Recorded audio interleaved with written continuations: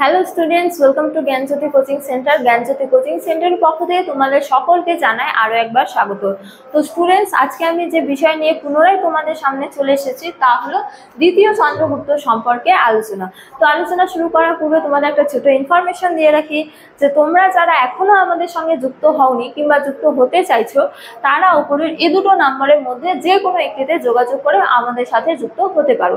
চলো আর দেরি না করে আমরা আজকের আলোচনা শুরু করি।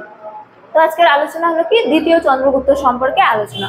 তো এর আগের ক্লাসে আমরা সমুদ্রগুপ্ত এবং রামগুপ্ত সম্পর্কে আলোচনা করেছি। তো রামগুপ্ত সম্পর্কে আলোচনা করতে গিয়ে আমরা দেখেছি যে সমুদ্রগুপ্তের মৃত্যুর পর কে রাজা হন এ নিয়ে ঐতিহাসিকদের মধ্যে প্রবল মতপার্থক্য রয়েছে। যেমন একদল ঐতিহাসিক মনে করেন যে সমুদ্রগুপ্তের মৃত্যুর পর রাজা হন রামগুপ্ত, এবং আরেক দল ঐতিহাসিক মনে করেন যে সমুদ্রগুপ্তের মৃত্যুর পর রাজা হন দ্বিতীয় চন্দ্রগুপ্ত। তো প্রবল মত পার্থক্য সত্ত্বেও এ কথা বলা যায় যে দ্বিতীয় চন্দ্রগুপ্ত হলো গুপ্ত সাম্রাজ্যের এক অন্যতম শক্তিশালী ও শ্রেষ্ঠ শাসক। তো তার রাজত্বকাল হলো 375 খ্রিস্টাব্দ থেকে 410 খ্রিস্টাব্দ পর্যন্ত। তো দ্বিতীয় চন্দ্রগুপ্তের এক গুরুত্বপূর্ণ উপাধি হলো কি বিক্রমাদিত্য। তো কোন কোন উপাদান থেকে আমরা দ্বিতীয় চন্দ্রগুপ্ত সম্পর্কে জানতে পারি? এক্ষেত্রে বলা যায় যে এরান শিলালেখ, এছাড়া মথুরা ও সাঁচিলেখ এবং কি দেবী চন্দ্রগুপ্ত নাটক থেকে আমরা দ্বিতীয় চন্দ্রগুপ্ত সম্পর্কে জানতে পারি। তো এর পাশাপাশি আমরা কি ফাহিয়ানের বিবরণ থেকেও দ্বিতীয় চন্দ্রগুপ্ত সম্পর্কে জানতে পারি। তো এবার আমরা আলোচনা করব তার সাম্রাজ্য বিস্তার নীতি নিয়ে।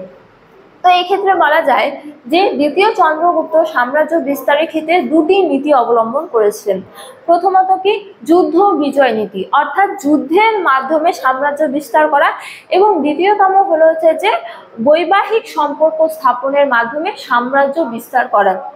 এই ক্ষেত্রে বলা যায় যে যেমন তিনি নাগ বংশীয় কন্যা কুবের নাগকে বিবাহ করেছিলেন, এছাড়া নিজ কন্যা কুমার দেবীকে বকাটক বংশীয় রাজা দ্বিতীয় রুদ্রসেনের সঙ্গে বিবাহ দিয়েছিলেন। সুতরাং বলা যায় যে এই যে নাগ বংশের বা নাগ রাজ্য এবং এই যে বকাটক রাজ্য ছিল, এই রাজ্যগুলিকে তিনি নিজ সাম্রাজ্যভুক্ত করার জন্য তিনি কি করেন? বৈবাহিক সম্পর্ক স্থাপন করেন।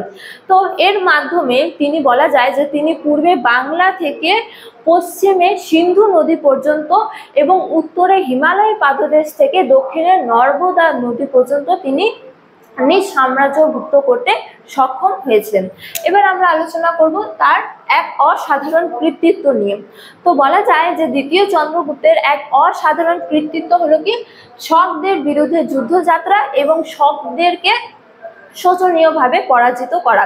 তো শকদের সাথে যুদ্ধের মাধ্যমে তিনি নিজ বিচক্ষণতা ও শক্তির প্রদর্শন করেছিলেন, এবং শকদেরকে পরাজিত করার পর তিনি এক গুরুত্বপূর্ণ উপাধি নেন, তা হলো কি শকারা।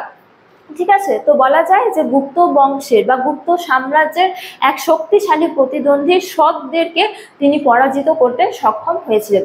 এরপর বলা যায় যে তিনি এক ধরনের রৌপ্য মুদ্রক প্রচলন করেছিলেন, এছাড়া নবরত্ন। এক্ষেত্রে বলা যায় যে তার যে রাজসভা, এই রাজসভা 9 জন জ্ঞানীগুণী পণ্ডিতের দ্বারা কিন্তু পরিচালনা হতো। এই 9 জন পণ্ডিতকে একত্রে নবরত্ন বলা হয়। তো এই 9 জন পণ্ডিতের মধ্যে উল্লেখযোগ্য কয়েকজন পণ্ডিত হলেন বরাহমিহির, কালিদাস, প্রমুখ। তারপরে বলা যায় যে বিখ্যাত চৈনিক পর্যটক ফাহিয়েন মূলত দ্বিতীয় চন্দ্রগুপ্তের সময়কালে ভারতে এসেছিলেন। তো পরিশেষে বলা যায় যে তিনি বৈষ্ণব ধর্মাবলম্বী হলেও কিন্তু পরধর্ম সহিষ্ণু ছিলেন, অর্থাৎ অন্যের ধর্ম বা পরের ধর্মের প্রতি তার মনে এক মান্যতা ছিল। তো স্টুডেন্টস, এই ছিল আজকে আমার আলোচনার বিষয়। তোমাদের ভালো লাগলে অবশ্যই ভিডিওটি লাইক করে শেয়ার করো বন্ধুদের সঙ্গে, এবং আমাকে অবশ্যই কমেন্ট করে জানিও তোমাদের ভিডিওটি কেমন লেগেছে। তোমাদের সাথে দেখা হবে অন্য এক ভিডিওতে অন্য এক টপিক নিয়ে। ততক্ষণ ভালো থাকো, সুস্থ থাকো। Thank you.